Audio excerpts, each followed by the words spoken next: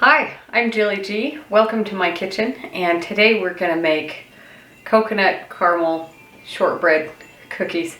And they're a copycat recipe of a cookie that comes out in spring. And so I've adapted it to be a gluten-free version. And they won't be a circle like the traditional one, but they will have chocolate drizzled on top and all the delicious things that go in it. So first up is 2 cups of flour with a 1/4 teaspoon of salt. And we'll just mix this together. And that's it for the dry. And then put that aside. 3/4 of a cup of really soft butter. So butter, 1/4 cup of honey. And I'm just going to mix this with the spatula. And once that's pretty well combined, I'm going to switch back to the whisk here for the eggs. 3 eggs, everything room temperature as always. And just mix that around. It's okay if it looks a little bit separated. It'll come together when we add in the dry ingredients. 1 teaspoon of vanilla. And I'm going to switch back to the spatula now for the dry ingredients. All in one. I have my oven at 350. And just mix that till it's nice and combined and all mixed in. No dry spots anywhere. Scraping down the bowl. So that looks pretty good. So put that aside here. I have a pan here. It's about 11 by 15 or so. You can do this in a 9 by 13, but they make really thick cookie bars. And so this way they're a little bit thinner. Parchment paper on the inside. And get all of it. And just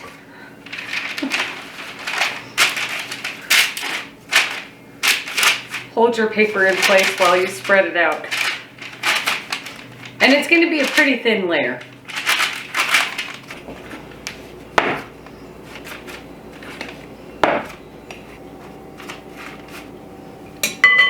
Okay, that looks pretty good. You can see, if you use my gluten-free flour blend, you'll notice the almond flour makes it a little more speckly, but I don't mind. So into the oven, 350 for about 20 minutes, and then we'll see what we've got, and then we'll make the caramel while this is baking. So for the caramel, I have 2 cups of coconut sugar and about 1/2 cup of water. And you want medium heat. And we're going to stir this in the beginning just to get the coconut sugar kind of dissolved in the water a little bit. And then we're going to leave it there. But I have some water and just a little pastry brush here that we're going to kind of coat the sides down a little bit.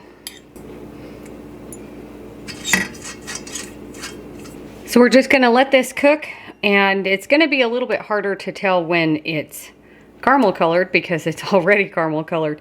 But we're going to go by kind of thickness and consistency, and we'll just let this get cooking.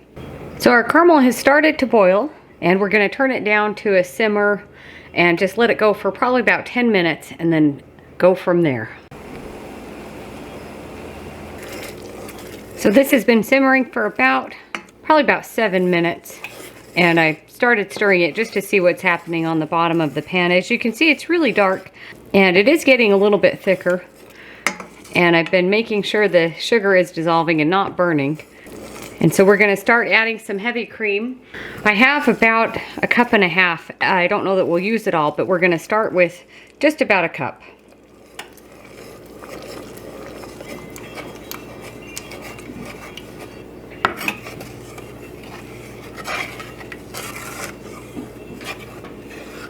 And once that's all combined, I have 2 tablespoons of butter that is cut up and at room temperature. We're just going to add that in.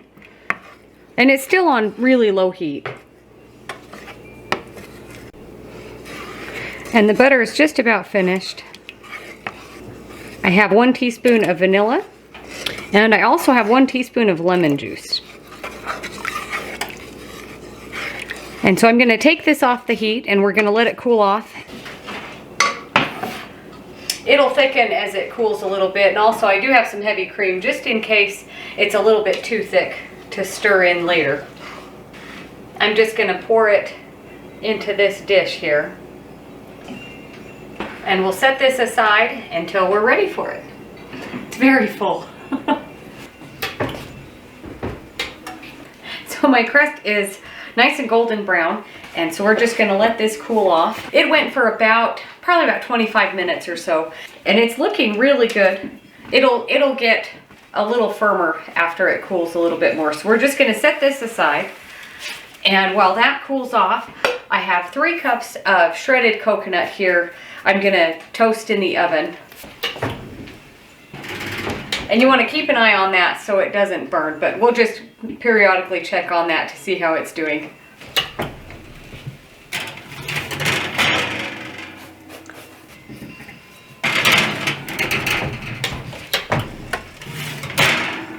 So it's starting to get a little bit golden. Not ready yet, but just keep stirring it around.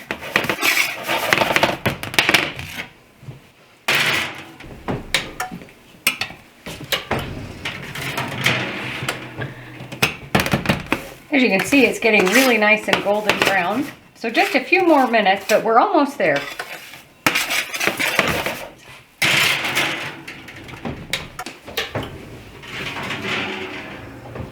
So our coconut's looking really good, really nice and toasty. I'm just going to leave that over here to kind of cool off a little bit before we mix it in with the caramel and everything else. And while that's cooling, I do have 3 cups of chocolate chips here. I have a combination of milk chocolate and dark chocolate, just whatever you have. You could do all milk or all dark, or this I think essentially is semi-sweet. I'm just going to melt this a little bit, and we're going to spread some of it on our crust, and then we'll save the rest of it to drizzle over the top when we're finished. So just in the microwave, 30 seconds at a time.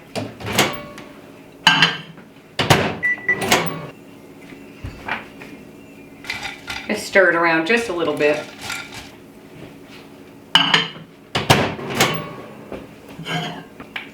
It's almost finished. One more time and I think we're there.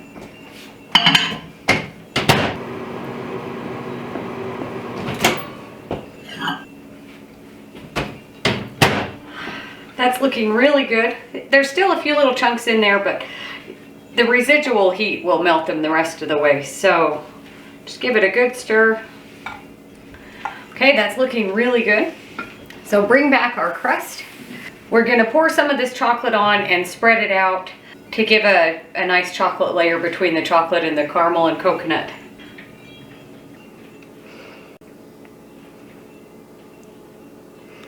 Just start out with a little bit, and we're just going to spread this around.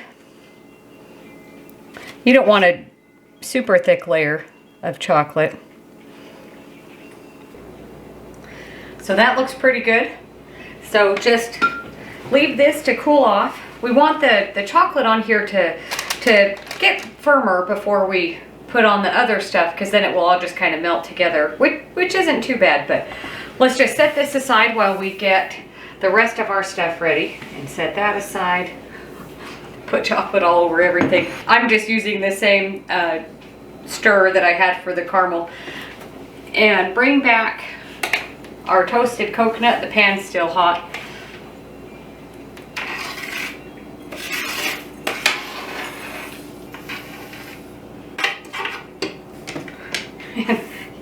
Get all of this that didn't make it into the bowl. There we go. And I'm going to start adding in the caramel, just a little bit at a time. We want it to be more of a consistency rather than using all of it.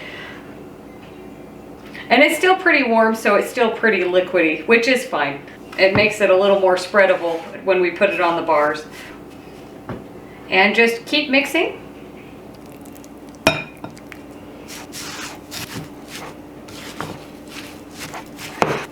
And get any dry pockets. I'm going to switch to a spatula.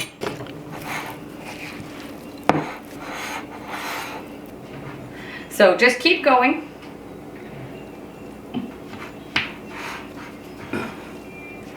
And keep going.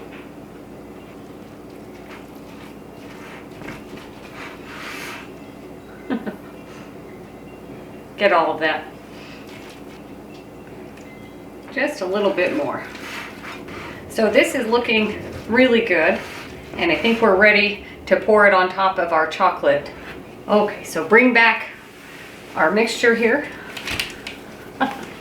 So bring back our crust, and we're gonna start just putting this on here.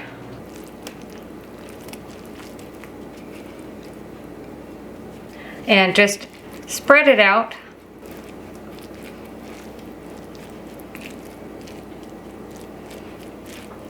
And I'm kind of pressing it down into the base layer here, just so it kind of sticks to that chocolate. And as you could see, the chocolate wasn't completely hardened. When it all cools off in the fridge, it will stick together better. Okay, that looks really good. Now what we're gonna do is move this aside and bring back our chocolate. And it's still pretty liquidy. What I'm gonna do is put this into a piping bag. So, piping bag here.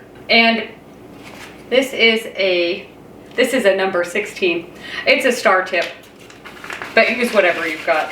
Or you could even just use a Ziploc bag and cut off the end. So put that in there, fold it over. So just start scooping up your chocolate.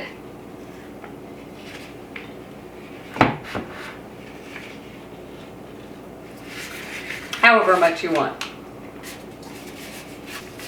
And move it down to the end. Do a test piece in there. And then just start drizzle it on however much or little you want.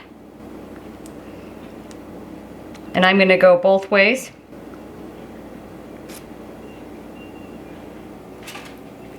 Okay, that looks pretty good. Now all we have to do, it's still a little bit warm on the bottom, but I'm going to stick this in the fridge and let it cool off completely, and then we'll be able to lift it out of this pan and cut it into squares or circles or whatever you want to cut it into. So into the fridge, and I'll show you what it looks like when it's cooled off. So my coconut caramel cookie bars have been cooling in the fridge for about 20 minutes or so. And we can just pick it up out of here very carefully.